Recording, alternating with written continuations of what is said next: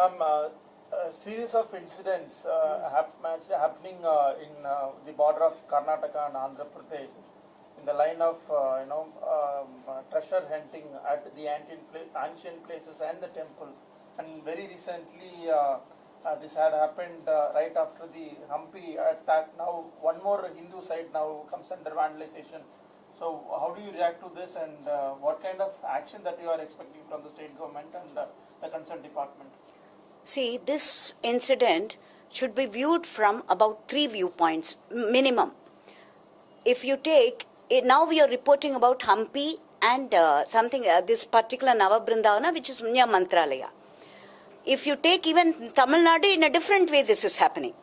The idols, temple idols being stolen.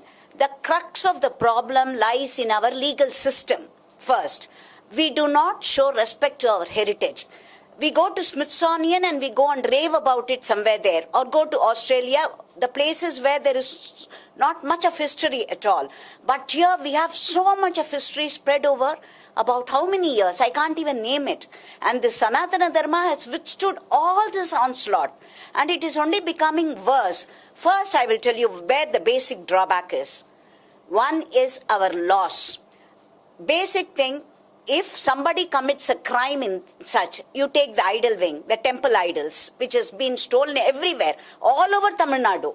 We have about 4.5 lakh idols. Are they there? No, we have not. This is same thing. This vandalism in Hampi, or this again in Navabrindavana, smacks of only that, where we do not know to take care of our heritage properly. So one, the punishment should be a deterrent for another person to do it. Our laws, I'll tell you, let me tell you, nobody knows about it. The laws pertaining to these crimes are very, very, very silken edged. There is what should be the punishment normally for such people? It should be something like life imprisonment. No. You know how much it is, the imprisonment for such culprits? It is about 2 years, but if the magistrate wants, it could be about 6 months only. Somebody steals my jewels, come to my house and steals jewels. The imprisonment is 7 years. Somebody who steals my jewels, which has no value of other than the monetary value. But this particular thing which has so much of value, the culprits go scot-free with just a minimum sentence. So first thing, change our laws. The miscreants and the culprits of these should be undergo life imprisonment. They should not be very lenient. So first, change our laws. Second, what we have been shouting from rooftops, the government, either the central government or the state government, they seem incapable of taking care of our temples, its treasures. So give it back to us, the Hindu community. We will take care of them. Don't you see security in Taj Mahal, in Red Fort, in Fatehpur Sikri, or any other place, in Ajmer Dargah? Why this? Why this sort of an attitude towards the place of Hindu worship alone? This particular Navabrindavan, I'm surprised. You know, I have gone to those places. It is the Brindavan of Madhvacharyas, nine top saints of the Madhva cult. I have gone there. It is not so easy. It is not that you reach that place by road or anything like that. You go to a place, Anekunde, which you have to travel through Mantralaya or Hyderabad or somewhere. And then you have to take a boat to this particular site. It is not easy. And when Tungabhadra is flowing, they even stop. You cannot even go by boat. So that particular place where it is so secluded, if people could reach that place, the criminals could reach that place, vandalize the such sacred Brindavans of our saints. What insult could be more than this? Why are they not? See, it is happening everywhere. It is happening even in a secluded area. So nothing is safe. No Hindu place of worship is safe. No Hindu thing that is traditional, that is dear to our heart is safe. So even India, if you say today, the central government needs to do a lot of rethinking on these issues. The Ministry of Culture has to do a lot of homework. Let me tell you why we are all upset now.